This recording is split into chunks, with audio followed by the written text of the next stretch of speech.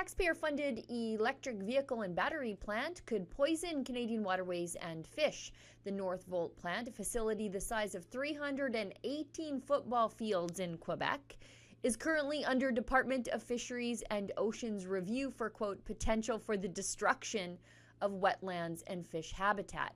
Now, according to the Prime Minister's office press release about the taxpayer funding of the project, it's claimed to create 3,000 jobs with $1.34 billion in capital funding from the feds and another $1.37 billion in funding from the province of Quebec towards the project, for a total of $2.71 billion in taxpayer subsidies. So for those of you keeping track at home, 2 CBCs worth all in.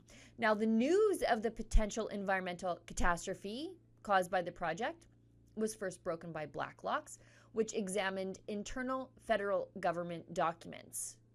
However, according to Pierre Fitzgibbon, Quebec's Minister of Economy, Innovation and Energy, Northvolt's new plant is the biggest private project in Quebec's history. Now, that's an odd way to describe a project which needs nearly $3 billion in taxpayer funding to get off the ground. And I should note, estimates about how much money is being shoveled into Northvolt are unclear. No problem releasing the contracts.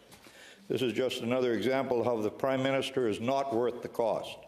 We learned on Friday that the Northvolt battery plant in Quebec will also employ hundreds of foreign workers, despite receiving $7 billion from Canadian taxpayers. Volkswagen is also getting a massive subsidy to build a battery plant in Ontario to the tune of $14 billion. How many foreign workers will Volkswagen bring to Canada, Leader?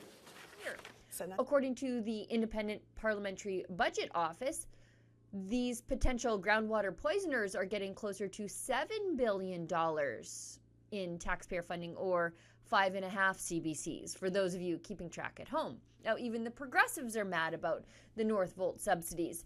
Apparently, this company keeps their money in tax haven countries to avoid paying taxes here. Conservatives wanted an emergency hearing after the Liberals were not being forthcoming with the numbers for this plant or the number of Canadian jobs being created by it.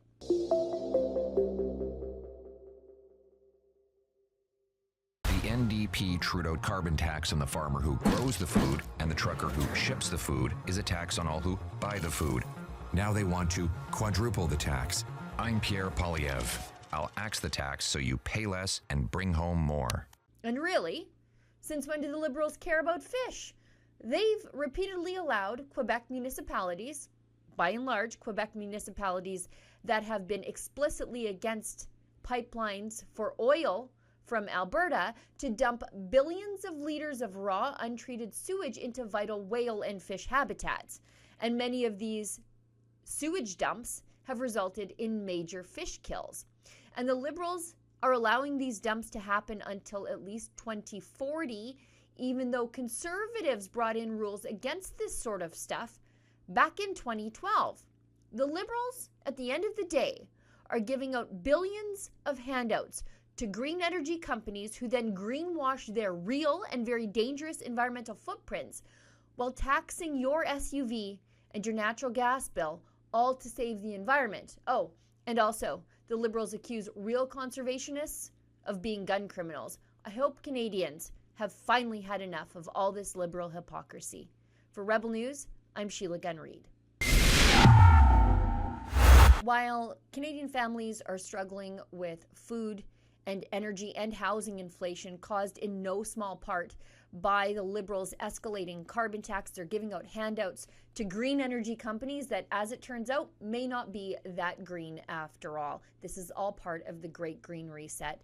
To sign our petition against these means to control the way you live your life, go to nogreenreset.com.